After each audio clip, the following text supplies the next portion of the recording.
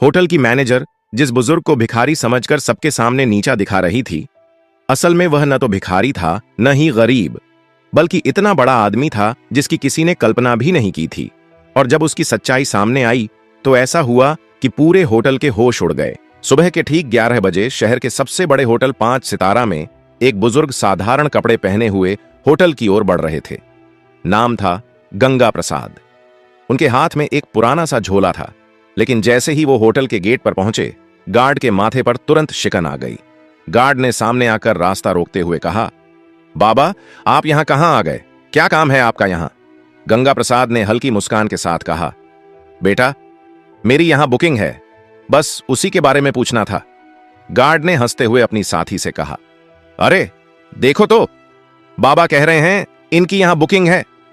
Guard ने फिर गंगा प्रसाद से कहा, बाबा देखो, आपसे जरूर कोई गलती हुई है। शायद आपको किसी ने गलत पता दे दिया है, क्योंकि यह होटल बहुत ही लग्जरी है। बड़े बड़े बाबू लोग आते हैं यहां, कोई आम आदमी इसको अफोर्ड नहीं कर सकता।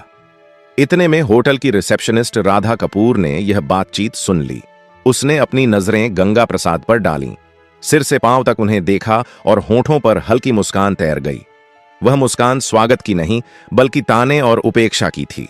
राधा ने कहा, बाबा, मुझे नहीं लगता कि आपकी कोई बुकिंग इस होटल में होगी। यह होटल बहुत महंगा है, शायद आप गलत जगह आ गए हैं। गंगा प्रसाद ने उसी सहजता से जवाब दिया, बेटी, एक बार चेक तो कर लो, शायद मेरी बुकिंग यहीं हो।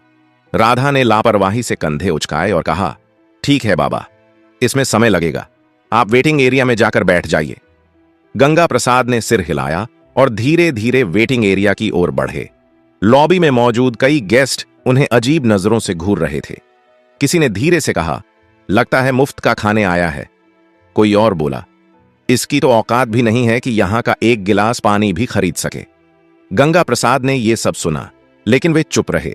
वह कोने में रखी एक कुर्सी पर बैठ गए, झोला जमीन पर रखा और दोनों हाथ छड़ी पर टिकाकर खामोश बैठे रहे। लॉबी का माहौल अजीब हो चुका था। लोग चाय और कॉफी की चुस्कियां लेते हुए उन्हीं की तरफ इशारा करके बातें बना रहे थे। किसी छोटे बच्चे ने अपनी मां से मासूमियत से पूछा, मम्मी, ये बाबा यहां क्यों बैठे हैं? ये तो होटल वाले जैसे नहीं दिखते। मां बच्चे से बोली, बेटा, सब किस्मत की मार है, जब किस्मत साथ न दे तो हर किसी की सुननी पड़ती है। इसी बीच राधा फिर से वहां से गुजरी। उसने अपने साथी स्टाफ से कहा, पता नहीं मैनेजर साहब क्या कहेंगे, ऐसे लोगों को यहां बैठाना भी रिस्क है, होटल की इमेज खराब हो रही है।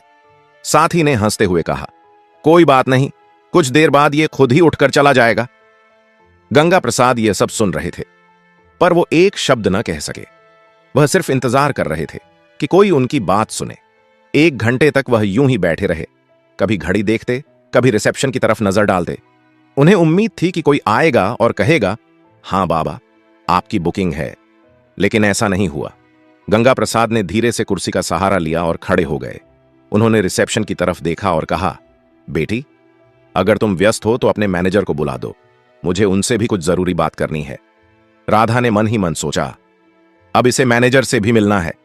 फिर अनमने ढंग से फोन उठाया और होटल मैनेजर विक्रम खन्ना को कॉल लगाया।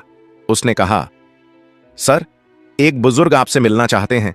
विक्रम ने दूर से गंगा प्रसाद को देखा और फोन पर हंसते हुए कहा, क्या ये हमारे गेस्ट हैं या बस ऐसे ही चले आए हैं? मेरे पास अभी टाइम नहीं है, इन्हें बैठने दो, थोड़ी देर में खुद चले जाएंगे। राधा ने वही आदेश दोहराया और गंगा प्रसाद को और थोड़ी देर बैठने का आदेश दिया। गंगा प्रसाद ने गहरी सांस ली और फिर से उसी कोने की कुर्सी पर बैठ गए। सारी नजरों का बोझ उनके कंधों पर था, लेकिन उनकी आंखों में अब भी वही सब्र था, मानो कह रहे हों, सच को छिपाया जा सकता है पर रोका नहीं जा सकता। लॉबी में गंगा प्रसाद अब भी बैठे थे। समय धीरे धीरे बीत रहा था, लेकिन उनके लिए हर मिनट किसी पहाड़ की तरह भारी हो रहा था। इसी बीच रिसेप्शनिस्ट राधा कपूर दोबारा उनके पास आई। उसने रूखी आवाज में कहा, बाबा, आपको थोड़ा और इंतजार करना पड़ेगा, मैनेजर साहब अभी भी बिजी हैं। गंगा प्रसाद ने मुस्कुराकर सिर हिलाया और बोले, ठीक है बेटी, मैं इंतजार कर लूंगा। उसी समय होटल का मैनेजर विक्रम खन्ना अपने केबिन में बैठा हुआ किसी विदेशी क्लाइंट से फोन पर बातें कर रहा था।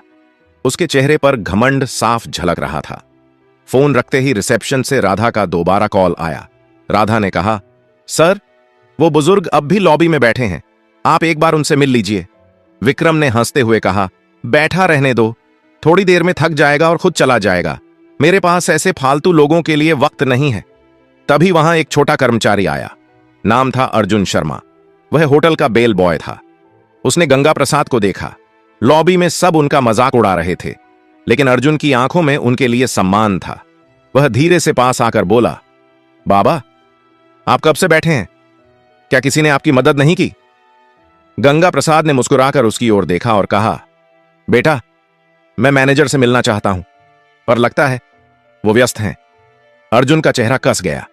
वह बोला, बाबा, आप चिंता मत करो, मैं अभी उनसे बात करता हूं। गंगा प्रसाद ने सिर हिलाया। तुम्हारा बहुत धन्यवाद, भगवान तुम्हें सुखी रखे। अर्जुन तेज कदमों से मैनेजर के केबिन की ओर गया। दरवाजे पर पहुंचते ही उसने नॉक किया और अंदर चला गया। विक्रम खन्ना ने इशारे से पूछा, क्या बात है? अर्जुन ने आदर से कहा, सर, लॉबी में एक बुजुर्ग बैठे हैं, वो आपसे मिलना चाहते हैं। विक्रम ने भौहें चढ़ाई और ठंडी आवाज में बोला, अर्जुन, तुम्हें कितनी बार कहा है कि फालतू लोगों से दूर रहो। वो कोई गेस्ट नहीं है, शायद भूला भटका कोई आया है। अर्जुन ने धीरे से कहा, लेकिन सर, उन्होंने कहा है कि उन्हें आपसे जरूरी बात करनी है। विक्रम हंस पड़ा, अरे जरूरी बात? तुम्हें अंदाजा भी है यहां कितने करोड़ का कारोबार होता है, और तुम मुझे ऐसे बाबा से मिलवाना चाहते हो?